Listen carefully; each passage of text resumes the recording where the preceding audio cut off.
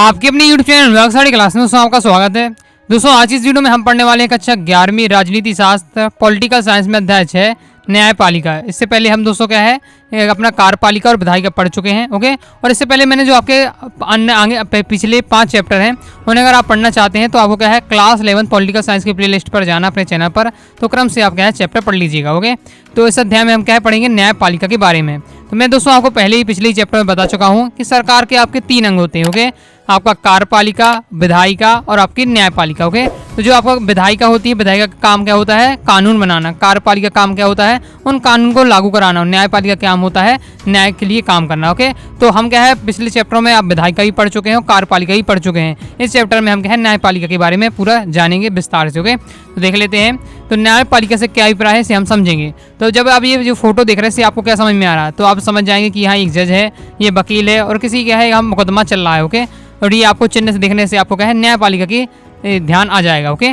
तो देख लेते हैं न्यायालय को विभिन्न व्यक्तियों के आपसी विवादों को सुलझाने वाले पंच के रूप में क्या है देखा जाता है, लेकिन न्यायपालिका सरकार का महत्वपूर्ण तीसरा अंग है। ओके, आपके 3 अंग कौन कौन से, तो आपके विधायिका, कार्यपालिका और न्यायपालिका। ओके, तो तीसरा अंग है आपका न्यायपालिका। ओके, न्यायपालिका कुछ महत्वपूर्ण राजनीतिक कामों को भी करती है, मतलब आपको पता है कि न्यायपालिका का काम क्या है आपसी विवादों को सुलझाना। ओके, इसके अलावा भी बहुत सारे कार्य करती है न्यायपालिका जो हम आगे देखेंगे। ओके, भारत का सर्वोच्च न्यायालय मतलब क्या है ऐसी मतलब सुप्रीम कोर्ट। ओके, विश्व के सबसे शक्तिशाली न्यायालयों में से एक है। 1950 में ही क्या है न्यायपालिका ने संविधान की व्याख्या और सुरक्षा करने में महत्वपूर्ण भूमिका निभाई है।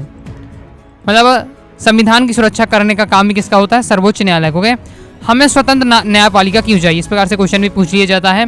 ओके, तो क्या है हमें स्वतंत्र न्यायपालिका क्यों चाहिए, मतलब न्यायपालिका है वो स्वतंत्र होती है। ओके, तो हमें क्यों ऐसी आवश्यकता क्यों है। ओके, तो दुनिया के हर समाज के व्यक्तियों के बीच, समूहों के बीच, व्यक्ति समूह तथा सरकार के बीच क्या है विवाद होता रहता है, मतलब व्यक्ति के बीच में हो जाता है, समूह और व्यक्ति के बीच में हो जाता है। ओके, और सरकारों के बीच में भी हो जाता है विवाद। ओके, तो इन सभी विवादों को सुलझाने के लिए क्या है हमें न्यायपालिका की आवश्यकता है।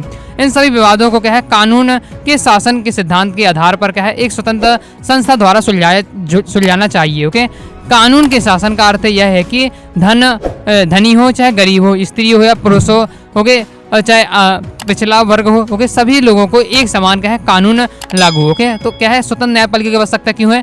मान लीजिए कोई अमीर वर्ग है, ओके, तो वो क्या है धन के कारण क्या है जजी को खरीद लेता है। ओके, तो अगर इसमें क्या है समानता होनी चाहिए।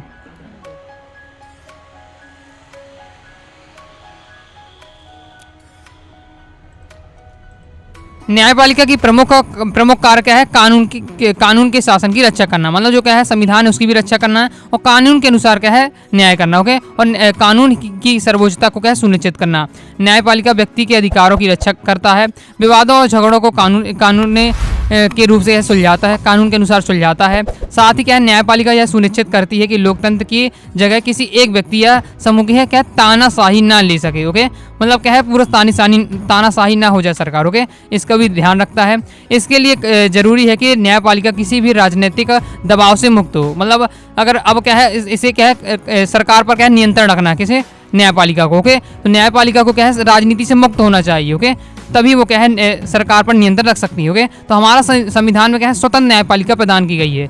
ओके, अब स्वतंत्र न्यायपालिका का क्या अर्थ है आगे हम देखेंगे। ओके, न्यायपालिका क्या है बिना किसी दबाव के क्या है फैसला ले सकती है, मतलब न्यायपालिका किसी का भी दबाव नहीं होगा, ना कार्यपालिका ना विधायिका का, किसी का क्या है दबाव नहीं होगा और क्या है स्वतंत्र रूप से किसी कोई फैसला ले सकती है। तो यही है स्वतंत्र न्यायपालिका। ओके, इसे और डिटेल से हम देख लेते हैं। तो न्यायपालिका की क्या है स्वतंत्रता से क्या अभिप्राय है, मतलब हम कहते हैं कि जो अपनी न्यायपालिका है वो एकदम क्या है स्वतंत्र है, तो इससे क्या अभिप्राय है उसका क्या मतलब। ओके, तो देख लेते हैं। इस प्रकार से मैं क्वेश्चन बना के पूछता हूँ, इसी प्रकार से आपके पेपर में पूछे जाते हैं। तो आपको जो प्रकार से मैं सॉल्यूशन लिखता हूँ मतलब बताता हूँ यही आपको लिखना है। ओके, तो सरकार के अन्य अंग जैसे विधायिका और कार्यपालिका, मतलब विधायिका और कार्यपालिका मतलब क्या है इन्हीं से सरकार बनती है। ओके, न्यायपालिका के निर्णयों को बाधा ना पहुंचाए और किसी प्रकार का कोई हस्तक्षेप ना करे। ओके, यही क्या है आपका स्वतंत्र न्यायपालिका।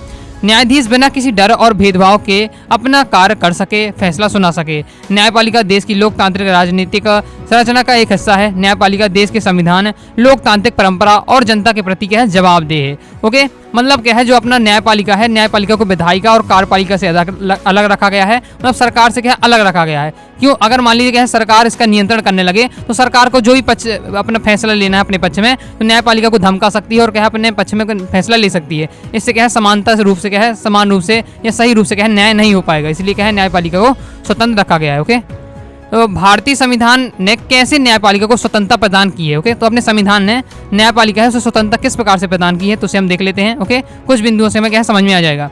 जैसे न्यायाधीशों की नियुक्ति के मामले में विधायिका को सम्मिलित नहीं किया गया है। इससे यह सुनिश्चित किया गया है कि इन नियुक्तियों में दलगत राजनीति का कोई भी क्या है भूमिका नहीं रहे। मतलब क्या है, न्यायाधीशों की जो नियुक्ति होगी वो कौन है, विधायिका इसमें सम्मिलित नहीं है, मतलब विधायिका नहीं करेगी। ओके, मतलब सरकार नहीं करेगी। ओके, अगर मान लीजिए सरकार करने लगे तो सरकार क्या है अपने पसंदीदा जज को क्या है रख सकती है और अपने अनुसार क्या है न्यायपालिका को चलाएगी। ओके, तो अपने अंडर का जो व्यक्ति है उसे मान लीजिए क्या है जज बना दे और उसी अपने अनुसार क्या है न्यायपालिका को चलाए। इसलिए क्या है इसलिए विधायिका को क्या है अलग रखा गया है, मतलब सरकार को क्या है न्यायाधीशों की नियुक्ति नहीं कर सकते। ओके, साथ ही क्या है न्यायाधीश के रूप में नियुक्त होने के लिए किसी व्यक्ति को वकालत का अनुभव या कानून का विशेषज्ञ होना चाहिए। ओके, मतलब जो ये न्यायाधीश बनेगा उसे सिंपल बात है कि क्या है, सिंपली बात है कि ये कानून का क्या है उसे विशेषज्ञ होना चाहिए। ओके, किसी व्यक्ति की राजनीतिक विचार उसकी नियुक्ति के आधार पर नहीं बननी चाहिए। न्यायाधीश का क्या है कार्यकाल निश्चित होता है, न्यायाधीश का जो कार्यकाल है निश्चित होता है। साथ ही क्या है सेवानिवृत्ति होने तक पद पर बना रहता है, मतलब उसे क्या है हटाया नहीं जा सकता, हटाया जा सकता है लेकिन उसकी जो प्रक्रिया है बहुत ही कठिन है। ओके, तो उसका एक निश्चित कार्यकाल है, उसी में उसे क्या है निकाला जा सकता है। ओके, केवल विशेष स्थिति में क्या है न्यायाधीश को हटाया जा सकता है और इसके अलावा क्या है उसके कार्यकाल को कम नहीं किया जा सकता, मतलब जितना कार्यकाल है फिक्स उतना ही कार्यकाल रहेगा।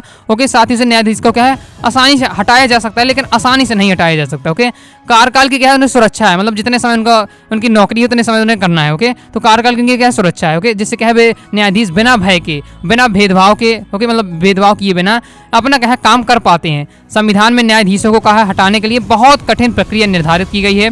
संविधान निर्माताओं का मानना है कि हटाने की प्रक्रिया कठिन हो तो न्यायपालिका के क्या है सदस्यों को पद सुरक्षित होगा। मतलब अगर सरकार क्या है न्यायाधीश को या जजों को क्या है धमकी देने लगे कि अगर हमारा काम नहीं करते हैं या हमारे पक्ष में आदेश नहीं देते हैं तो हम क्या है तुम्हें नौकरी से निकाल देते हैं, जज के पद से हटा देंगे। ओके, तो जज क्या है डर सकता है। ओके, तो इसलिए क्या है संविधान निर्माताओं को यह बात पता थी। ओके, इसलिए उन्होंने क्या है इसकी प्रक्रिया बहुत ही कठिन कर दी हटाने की। ओके, और इसलिए अब क्या है जो जज है या न्यायाधीश है वो बिना किसी डर के क्या है अपना फैसला सुना सकता है। ओके, न्यायपालिका विधायिका या कार्यपालिका पर क्या है वित्तीय रूप से भी निर्भर नहीं है। जो न्यायपालिका वो क्या है विधायिका और कार्यपालिका है वित्तीय रूप से निर्भर नहीं है, मतलब जो न्यायपालिका को जो पैसा रुपया मिलता है वो विधायिका और कार्यपालिका नहीं देता है। इसके लिए एक अलग से बनाए गए संचित निधि जिसे कहते हैं, वहाँ से क्या है न्यायाधीशों को क्या है पैसा मिलता है। ओके, तो अब इनको क्या है सरकार पर निर्भर नहीं रहना पड़ता है। ओके, तो इस सरकार से वेतन नहीं मांगनी पड़ती, जिससे क्या है सरकार से क्या है पूरे तरीके से संबंध यहाँ खत्म है पैसे के लिए। ओके, जिससे क्या है कोई दबाव ही नहीं पड़ेगा न्यायाधीशों पर। ओके,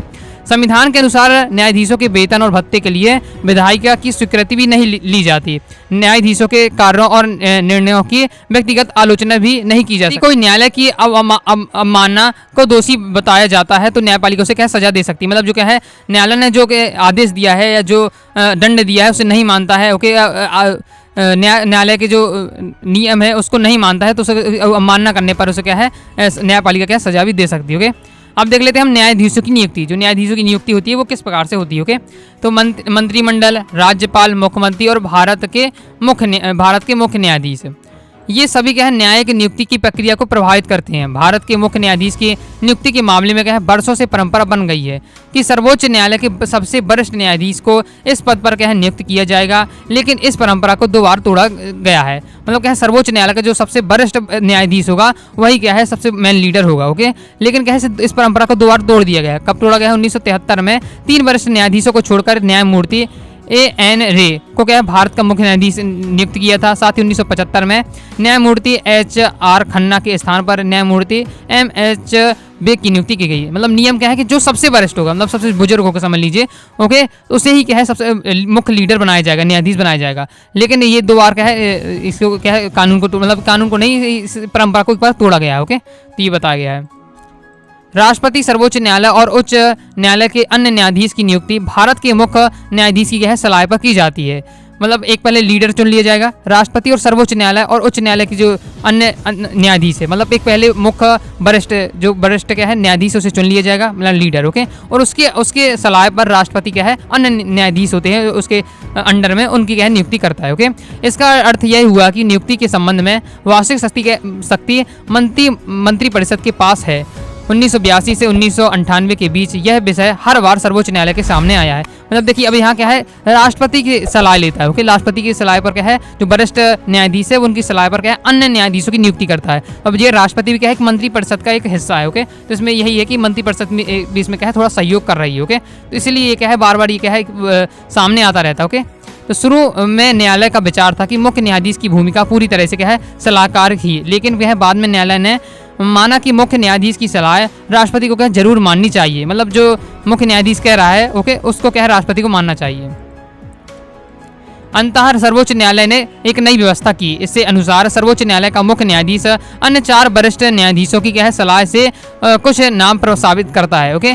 पहले जब अन्य न्यायाधीशों की नियुक्ति की जाती थी तो उसमें मुख्य न्यायाधीश और उसके मुख्य न्यायाधीश और राष्ट्रपति की सलाह पर क्या है, अन्य न्यायाधीशों की नियुक्ति की जाती थी। लेकिन अब क्या है, समूह बना दिया गया और 3-4 न्यायाधीश और कर दिए गए, ओके। तो 4-5 न्यायाधीश और राष्ट्रपति मिलकर क्या है, अन्य न्यायाधीशों की नियुक्ति करते, ओके।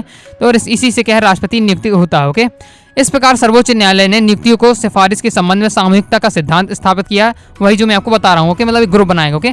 इसी कारण के आज कल नियुक्तियों के संबंध में सर्वोच्च न्यायालय के वरिष्ठ न्यायाधीश समूह का ज़्यादा प्रभाव होता है, ओके। इस तरह न्यायपालिका की नियुक्ति में सर्वोच्च न्यायालय और मंत्रिपरिषद महत्वपूर्ण भूमिका निभाते हैं, ओके। अब देख लेते हैं हम न्यायाधीशों को पद से हटाने की प्रक्रिया। अगर न्यायाधीशों को पद से हटाना है तो उसकी प्रक्रिया क्या है, ओके। तो सर्वोच्च न्यायालय मतलब हाई कोर्ट, आपका सुप्रीम कोर्ट, और क्या है, उच्च न्यायालय मतलब हाई कोर्ट, ये न्यायाधीशों को पद से हटाना काफ़ी कठिन है। कदाचार साबित होने अथवा मतलब और आयोग की दशा में उन्हें क्या है, पद से हटाया जा सकता है। मतलब जो संविधान के कानून है, नियम है, उनका पालन नहीं करता है, ओके, या गलत तरीके से क्या है काम करता है, या अयोग्यता है, तो इसकी दशा में क्या है, उन्हें पद से हटाया जा सकता है, ओके। न्यायाधीश के विरुद्ध क्या है, आरोप पर संसद एक विशेष बहुमत की स्वीकृति जरूरी होती है। जब तक क्या संसद के सदस्यों में आम सहमति ना हो तब तक किसी न्यायाधीश को हटाया नहीं जा सकता, ओके। मतलब जितने भी सदस्य लगभग क्या है, सभी की क्या सहमति होनी चाहिए। जहां उनकी नियुक्ति की कार्यपालिका की है महत्वपूर्ण भूमिका होती है, वहीं उनको हटाने की शक्ति क्या है, विधायिका के पास भी है। तो इसके द्वारा सुनिश्चित किया जाता है कि न्यायपालिका की स्वतंत्रता बची रहे और शक्ति का भी संतुलन बना रहे। मतलब ये किसी एक मंत्री के कहने से नहीं हटेगा। मतलब क्या है, पूरे जितना मंत्रिपरिषद है सभी के क्या है अनुमति होनी चाहिए, ओके। अब तक क्या है, संसद के पास किसी भी न्यायाधीश को हटाने का केवल एक बार प्रस्ताव विचारित हुआ है। मतलब एक बार केवल संसद में आया है किसी न्यायाधीश को हटाने की, ओके, मामला। इस मामले में हालांकि 2/3 सदस्यों ने प्रस्ताव में पक्ष में मत नहीं दिया। मतलब 2/3 होने चाहिए, मतलब क्या सहमति, ओके। लेकिन ये नहीं हो पाया, इसलिए क्या है वो मामला क्या है फिर वहीं दब गया, ओके। लेकिन न्यायाधीश को हटाया नहीं जा सका। लेकिन प्रस्ताव पर सदन की कुल सदस्य संख्या का क्या है, बहुमत प्राप्त ना हो सका, ओके। देख लेते हैं ये इसे आपका क्या है, एनसीईआरटी बुक में दिया हुआ है इस प्रकार से, तो आप पढ़ सकते हैं, बुक से लिया है मैंने। तो न्यायाधीश को हटाने में असफल प्रयास, ये कहानी दी हुई पूरी।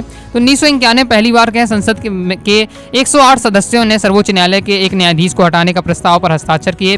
न्यायमूर्ति बी रामास्वामी पर आरोप था कि पंजाब और हरियाणा उच्च न्यायालय के मुख्य न्यायाधीश के रूप में उन्होंने वित्तीय अनियमितता की है, ओके। वित्तीय मतलब पैसों में क्या है लफड़ा किया, ओके। संसद ने उन्हें हटाने की प्रक्रिया शुरू की। इसके एक वर्ष बाद 1992 में सर्वोच्च न्यायालय ने न्यायाधीशों की एक उच्च स्तरीय जांच समिति न्यायमूर्ति बी रामास्वामी को पंजाब और हरियाणा उच्च न्यायालय के मुख्य न्यायाधीश रहते हुए सार्वजनिक धन को क्या निजी उद्देश्यों के लिए इस्तेमाल करने और क्या संवैधानिक नियमों की धज्जी उड़ाने के कारण नैतिक पतन तथा पद का जानबूझकर गंभीर दुरुपयोग करने पर क्या दोषी पाया। मतलब क्या है, इन पर आरोप लगाया गया, इनकी जांच पड़ताल हुई, तो ये क्या है वास्तव में क्या है दोषी पाए गए, ओके, ये न्यायाधीश।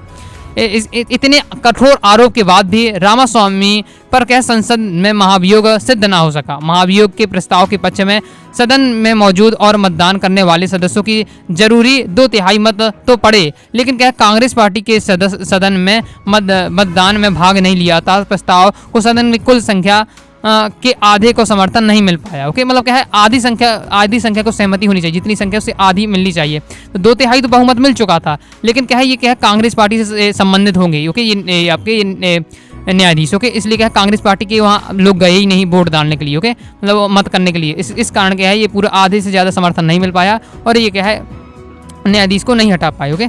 अब देख लेते हैं हम न्यायपालिका की संरचना, ओके। तो सबसे निचले स्तर पर होती है आपके अधीनस्थ न्यायालय, ओके। इसके बाद होती है आपकी जिला न्यायालय, ओके, डिस्ट्रिक्ट कोर्ट, फिर आपका होता है उच्च न्यायालय हाई कोर्ट, फिर आपका सबसे ऊपर होता है आपका सर्वोच्च न्यायालय, ओके, सुप्रीम कोर्ट। देख लेते हैं तो इसमें क्या है, तो जो आपके अधीनस्थ न्यायालय होते हैं, आपके फौजेदारी और दीवानी किससे क्या है, मुकदमा पर विचार किया जाता है। अब फौजेदारी दीवानी क्या है, तो मैंने आपको बगल में बताया है कि दीवानी मतलब सिविल कौन के अपराध कौन कौन से होते हैं, जब व्यक्ति के अधिकार, संपत्ति का हस्तांतरण, अधिकारों का हनन, पारिवारिक विवाद, ये सब आपके आते हैं दीवानी में। ओके, फौजेदारी मामले कौन कौन से, मतलब आपराधिक वाले, हत्या, मारपीट, लड़ाई, डकैती, बलात्कार, हमला, जाली नोट बनाना, ये सब आपके आते हैं फौजेदारी में। ओके, तो ये सब कहते हैं सबसे पहले आते हैं अधीनस्थ न्यायालय में, अदालत में। ओके, फिर इसके बाद आपके जाते, अगर मान लीजिए यहाँ सॉल्व नहीं हो सका मामला, अगर सॉल्व भी हो गया तो उसमें क्या है, किसी ने ऊपर की अदालत में क्या है लगा दी याचिका। ओके, जैसे जिला अदालत में, जिले में क्या है दायरा क्या है, मुकदमों की सुनवाई करती है। निचली अदालतों के फैसले पे की गई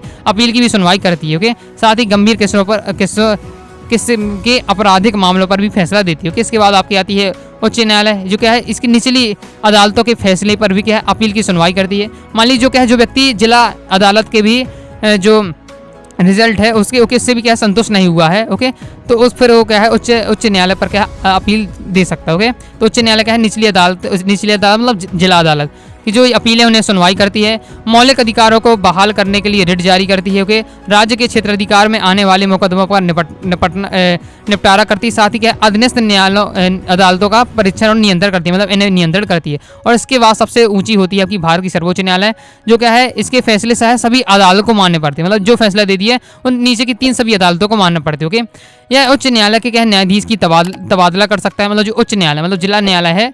ओके, मतलब उच्च न्यायालय है उसके क्या है ये जो न्यायाधीश उनकी क्या है तबादला मतलब ट्रांसफर कर सकते हो। ओके, साथ ही यह किसी भी अदालत का मुकदमा अपने पास मंगवा सकता है। मान ली कोई मुकदमा जिला अदालत में चल रहा है तो सुप्रीम कोर्ट का लगता है कि ये क्या है मुकदमा बहुत ही ज़्यादा महत्वपूर्ण है। ओके, तो ये अपने पास बुला सकता है उस मुकदमे को। ओके, साथ ही यह किसी भी उच्च न्यायालय में चल रहे मुकदमे को दूसरे उच्च न्यायालय में क्या है भिजवा सकता है। ओके, ये सब अधिकार होते हैं। ओके, तो भारत का सर्वोच्च न्यायालय दुनिया का सबसे शक्तिशाली न्यायालयों में से एक है। संविधान के द्वारा तय की गई सीमा के अंदर कार्य करता है। यह सर्वोच्च न्यायालय के कार्य और उत्तरदायी संविधान में दर्ज है। ओके, अब सर्वोच्च न्यायालय में क्या है सुप्रीम कोर्ट का क्षेत्र अधिकार कौन कौन से, मतलब कि अधिकार कौन कौन से है। ओके, तो इनके मौलिक अधिकार हैं, अपीलीय अधिकार हैं, सलाहकारी अधिकार, फिर विशेष अधिकार, क्षेत्र अधिकार और रिट संबंधित क्षेत्र अधिकार। तो ये सब क्या है क्षेत्र अधिकार है। तो बहुत ज़्यादा इंपॉर्टेंट क्वेश्चन है, आपके लॉन्ग में पूछा जाता है कि सर्वोच्च न्यायालय के क्या है क्षेत्र अधिकार बताइए, तो आपको पूरा ये सब बताने पड़ते हैं, उनके डिटेल से लिखनी पड़ती है। ओके, तो हम एक एक को क्षेत्र अधिकार को लेंगे और मैं आपको डिटेल से समझाऊंगा। ओके, चलिए देख लेते हैं आगे। ओके, तो अभी तक दोस्तों अगर आप क्या है पीडीएफ अगर इसे डाउनलोड करना चाहते हैं, मैं आपको पढ़ा रहा हूँ, तो आप अपनी वेबसाइट anuragsaticlasses.com में जाकर इसकी पीडीएफ डाउनलोड कर सकते हैं। ओके, बस आपको गूगल पर सर्च करना है anuragsaticlasses.com, वेबसाइट आएगी, वहाँ से आप क्या क्लास 11 के पॉलिटिकल साइंस के सभी चैप्टर के नोट्स इजीली क्या है प्राप्त कर सकते हैं। ओके, चलिए हम देख लेते हैं। सबसे पहले हम समझेंगे मौलिक अधिकार। ओके, तो कुछ मुकदमों की सुनवाई सीधे सर्वोच्च न्यायालय कर सकता है। ऐसे मुकदमों में पहले क्या है निचली अदालतों में सुनवाई जरूरी नहीं है। ओके, संघीय अदालतों से जुड़े मुकदमे सीधे क्या है सर्वोच्च न्यायालय में जाते हैं। संघ मतलब क्या है जो देश से संबंधित हो, जिसमें देश की बात आ जाए, ऐसे जो आपके मुकदमे होते हैं वो डायरेक्ट क्या है आपके सर्वोच्च न्यायालय में जाते हैं। ओके, छोटे मोटे अदालत मतलब जिला न्यायालय या अधीनस्थ न्यायालयों में नहीं जाते, डायरेक्ट क्या है सर्वोच्च न्यायालय पर जाते हैं। ओके, जब जो क्या है संघीय संबंधित क्या है मुकदमा। ओके, सर्वोच्च न्यायालय का मौलिक क्षेत्राधिकार उसे संघीय मामलों से संबंधित सभी विवादों में निर्णय की भूमिका देता है। किसी भी संघीय व्यवस्था में केंद्र और राज्य के बीच तथा विभिन्न राज्यों में परस्पर कानूनी विवादों का उठना स्वाभाविक है। मतलब 2 राज्य आपस में लड़ जाएं या केंद्र और राज्य लड़ जाएं, इसकी स्थिति में क्या है सर्वोच्च न्यायालय इसमें सहायता करेगा, मतलब विवाद सुलझाएगा इनका। इन विवादों को हल करने की जिम्मेदारी किसकी है सर्वोच्च न्यायालय की। इससे मौलिक क्षेत्राधिकार इसलिए कहते हैं क्योंकि इन मामलों को केवल क्या है सर्वोच्च न्यायालय में ही हल किया जा सकता है। मतलब जो मौलिक क्षेत्राधिकार हैं उन्हें क्या है केवल सर्वोच्च न्यायालय में आपका हल किया जा सकता है। ओके, तो आपसे क्वेश्चन पूछ लिया जा सकता है, तो तैयार रखिएगा। इनकी सुनवाई ना तो क्या है उच्च न्यायालय में की जा सकती है, ना ही अधीनस्थ न्यायालयों में हो सकती है। अपने इस अधिकार का प्रयोग कर सर्वोच्च न्यायालय न केवल विवादों को सुलझाता है बल्कि संविधान में दी गई संघ और राज्यों की शक्तियों की क्या है व्याख्या भी करता है।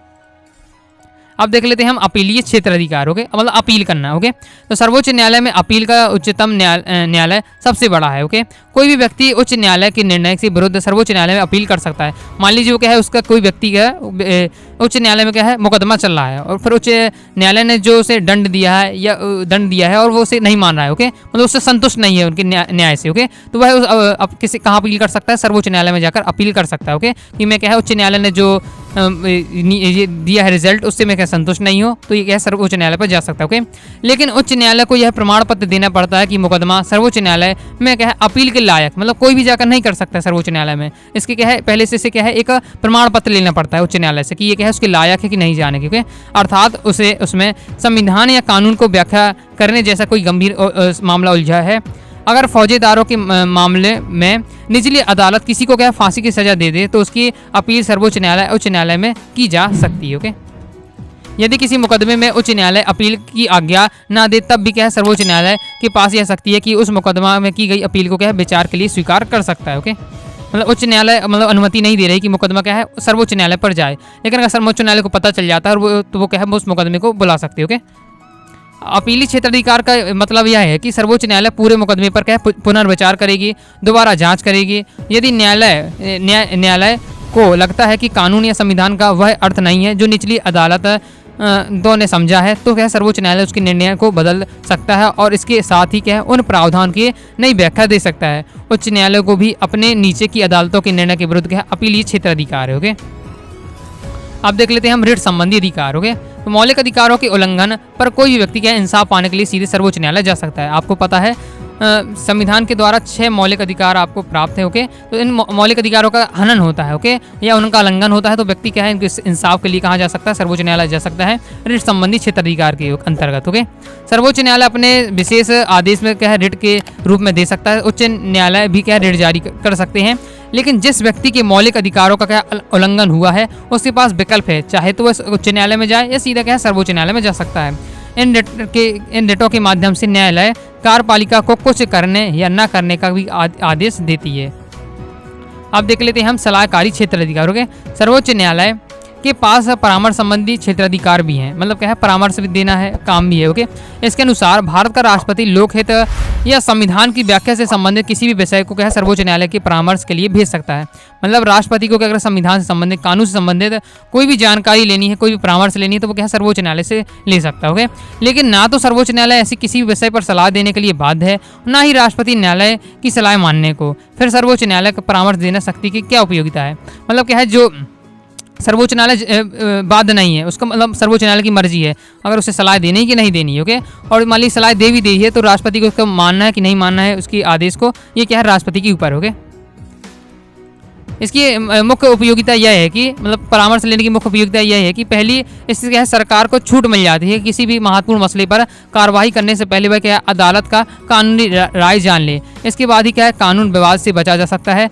दूसरी, सर्वोच्च न्यायालय की सलाह मानकर सरकार अपने प्रस्तावित विधेयक को क्या है समुचित संशोधन भी कर सकती है। मतलब ये सरकार का काम क्या है नियम बनाना, ओके। जब नियम बनाएगी तो उससे पहले नियम बनाने से कंप्लीट प्रक्रिया करने से पहले क्या है पहले ही से पूछ सकती है सर्वोच्च न्यायालय से कि ये नियम ऐसा बना रहे हैं हम, अगर ये नियम क्या है संविधान के अनुकूल है कि नहीं। अगर वो सर्वोच्च न्यायालय कहता है कि हाँ ये संविधान के अनुकूल है तो ये नियम आसानी से बना सकती है, ओके। बाद में दिक्कत नहीं जाएगी। अब नहीं पूछते मान लीजिए पूरे नियम बना लिया, ओके, और फिर नियम लागू करने की स्थिति आई तब क्या है सर्वोच्च न्यायालय ने कह दिया कि ये क्या है नियम संविधान के अनुकूल नहीं है तो उसकी पूरी मेहनत बर्बाद जाएगी, इसलिए क्या है पहले से ही क्या है पूछ लिया जाता है, ओके। तो इसलिए इसका ये फायदा है। अब देख लेते हैं हम विशेषाधिकार क्षेत्राधिकार, ओके। तो भारतीय भूभाग की किसी अदालत द्वारा पारित मामले या किसी फैसले पर स्पेशल लेख पिटिशन के तहत की गई अपील पर सुनवाई करने की शक्ति क्या है सुप्रीम कोर्ट के पास है। अब देख लेते हैं हम न्यायिक सक्रिय, इंपॉर्टेंट पेपर में कई बार आ चुका है, ओके। तो न्यायिक सक्रिय के बारे में बताइए तो आपको तैयार करना है, ओके। देख लेते हैं जनहित याचिका क्या है। तो कानून की सामान्यतः प्रक्रिया में कोई व्यक्ति तभी अदालत में जा सकता है जब उसका कोई व्यक्तिगत नुकसान हो। इसका मतलब यह है कि अपने अधिकारों का उल्लंघन होने पर किसी विवाद में फंसने पर कोई व्यक्ति इंसाफ पाने के लिए क्या अदालत के दरवाजे खटखटा सकता है।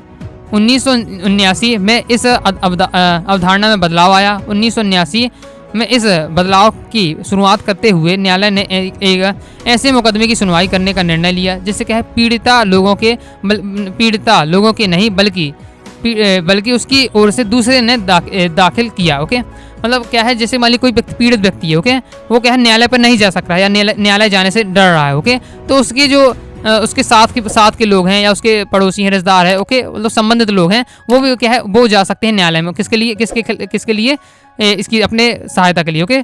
तो ये बताया गया कि उससे संबंधित दूसरे व्यक्ति भी क्या है उसके न्याय के लिए जा सकते, ओके। ये कहलाती है आपकी जनहित याचिका। इस मामले में जनहित से संबंधित एक मुद्दे पर विचार हो सकता है हो रहा था, अतः इसे और ऐसे भी अन्य मुकदमों को जनहित याचिका का नाम दिया गया। मान लीजिए क्या है कि किसी फैक्ट्री में मजदूरों के साथ शोषण हो रहा है, ओके, तो मजदूर क्या है न्यायालय में नहीं जा पा रहे हैं, तो जो कोई एनजीओ वगैरह है, ओके, या समाज सेवी एनजीओ है, उन्होंने देखा कि मजदूरों के साथ क्या है गलत हो रहा है, ओके, तो वो क्या है मजदूरों के लिए क्या है न्यायालय में जा सकती है, कौन, एनजीओ जा सकती है, ओके। तो यही आपकी कहलाती है जनहित याचिका, ओके। उसी प्रकार से क्या है सर्वोच्च न्यायालय ने कैदियों के अधिकार से संबंधित मुकदमे पर भी विचार किया और ऐसे मुकदमों की बाढ़ सी आ गई जैसे क्या है जन सेवा की भावना रखने वाले नागरिकों तथा स्वयंसेवी संगठनों ने क्या अधिकारों की रक्षा, गरीबों की जीवन को और बेहतर बनाने, पर्यावरण की सुरक्षा और लोक हित से जुड़े अनेक मुद्दों के न्यायपालिका के हस्तक्षेप की मांग की। जनहित याचिका से न्यायिक सक्रिय को क्या सबसे प्रभावी साधन हो गया। किसी के द्वारा मुकदमा करने पर उस मुद्दे पर विचार करने के बजाय न्यायपालिका ने अखबार में छपी खबरों, डाक से प्राप्त शिकायतों के आधार पर भी बनाकर उन पर भी विचार करना शुरू कर दिया। मतलब क्या है अगर मान लीजिए किसी न्यायालय को पता चलता है किसके माध्यम से, पेपर में उसने पढ़ा, मान लीजिए अखबार में पढ़ा कि यहाँ क्या है अन्याय हो रहा है किसी के साथ, ओके, तो वो क्या है उसको बुलाकर उसके लिए क्या है उसके लिए न्याय कर सकती है, ओके। तो पेपरों या अखबारों में छपी हुई जो उनकी शिकायतें हैं उन्हें भी क्या समाधान करेगी, ओके। इस तरह न्यायपालिका की यह नई भूमिका न्यायिक सक्रिय को क्या है लोकप्रिय हुई। इसे ही क्या कहते हैं हम, न्यायिक सक्रिय कहते हैं, ओके।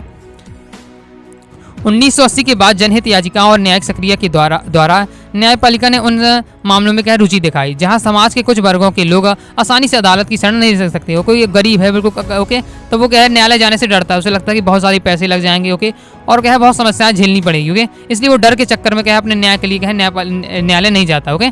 इसके लिए क्या है अन्य लोग उसकी सहायता कर देते, ओके। तो जहाँ समाज के कुछ ऐसे लोग थे जो क्या आसानी से अदालत नहीं जा सकते थे, उनको क्या आसानी हुई, ओके। इस उद्देश्य की पूर्ति के लिए न्यायालय ने जन सेवा की भावना से भरे नागरिक, सामाजिक संगठन, वकील, समाज की जरूरतमंद और गरीब लोगों के लिए याचिका दायर करने की क्या इजाजत दे दी। न्यायिक सक्रिय का हमारे राजनीतिक व्यवस्था में बहुत प्रभाव पड़ा। इससे चुनाव प्रणाली को भी क्या है ज़्यादा मुक्त और निष्पक्ष बनाने का प्रयास किया गया। न्यायालय ने चुनाव लड़ने वाले प्रत्याशी को अपनी संपत्ति, आय, शैक्षणिक योग्यता के संबंधों में शपथ पत्र देने का निर्देश दिया, जिससे लोग सही जानकारी के आधार पर क्या है अपने प्रतिनिधियों को चुनाव कर सके। मतलब न्यायपालिका ने यह भी बताया कि जो प्रत्याशी मतलब जो लोग खड़े होंगे, ओके, चुनाव में, वो अपनी क्या अपनी संपत्ति बताएंगे, उनके पास कितनी संपत्ति है, वो कितने पढ़े लिखे हुए हैं, ओके, और उनकी आय कितनी है, वो सब बताएंगे, जिसके आधार पर क्या है लोगों को पता चल जाए, ओके, और फिर उसके आधार पर लोग क्या है वोट दे सके उन्हें, ओके।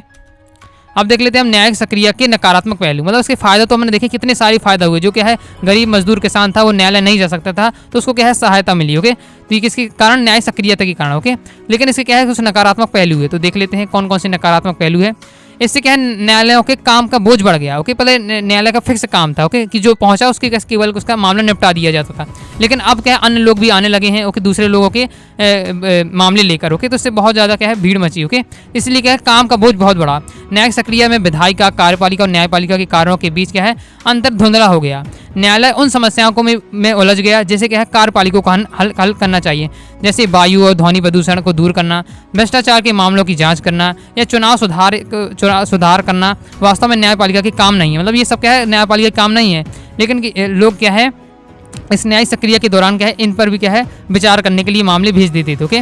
तो इससे क्या है इनका काम का बोझ बढ़ गया। तो ये सभी कार्य विधायिका की देख रेख की प्रशासन को ही करना चाहिए। न्यायिक सक्रियता से सरकार के तीनों अंगों के बीच पारस्परिक संतुलन रखना बहुत मुश्किल हो गया था। अब देख लेते हैं हम न्यायिक पुनरावलोकन, न्यायपालिका और अधिकार। तो न्यायिक पुनरावलोकन का अर्थ देख लेते हो। तो न्यायिक पुनरावलोकन का अर्थ है कि सर्वोच्च न्यायालय किसी भी कानून के संवैधानिक जांच कर सकता है। यदि यह संविधान के प्रावधानों के विपरीत हो तो उसे गैर संवैधानिक घोषित कर सकता है। केंद्र राज्य संबंधों के मामले में भी सर्वोच्च न्यायालय न्यायिक पुनरावलोकन की शक्ति का प्रयोग कर सकता है। न्यायिक पालिका विधायिका और द्वारा पारित कानून की और संविधान की व्याख्या करती है तथा क्या है प्रभावशाली ढंग से क्या है संविधान की रक्षा करती है। मतलब मुख्य कार्य क्या है मैं पहले ही बता चुका हूँ।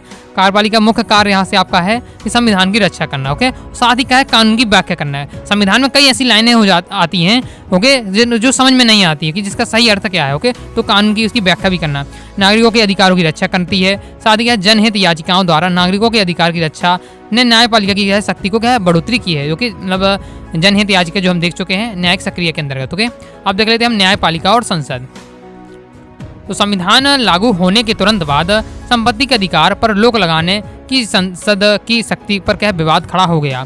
संसद संपत्ति और क्या है संपत्ति रखने के अधिकार पर कुछ प्रतिबंध लगाना चाहती थी, जिससे भूमि सुधारों को क्या है लागू किया जा सके। ओके, तो मैं आपको बता रहा हूँ, देखिए आपको पता है कि 6 आपके क्या है मौलिक अधिकार है। ओके, 6 मौलिक अधिकार हैं। तो पहले क्या है 7 मौलिक अधिकार हुआ करते थे। ओके, 7वां मौलिक अधिकार था संपत्ति का अधिकार, जिससे क्या है मैं जितनी चाहे उतनी ज़्यादा संपत्ति रख सकता हूँ। ओके, तो मेरे बहुत सारी पूर्वज मान लीजिए पूरा बहुत ज़्यादा जमीन छोड़ गए, तो मैं मेरी ज़मीन है तो मैं रख सकता हूँ। ये था संपत्ति के अधिकार में। ओके, तो ये संपत्ति का अधिकार था, लेकिन अब हट चुका है। तो क्यों हट चुका है वो इसी पैसेज में हम देखेंगे।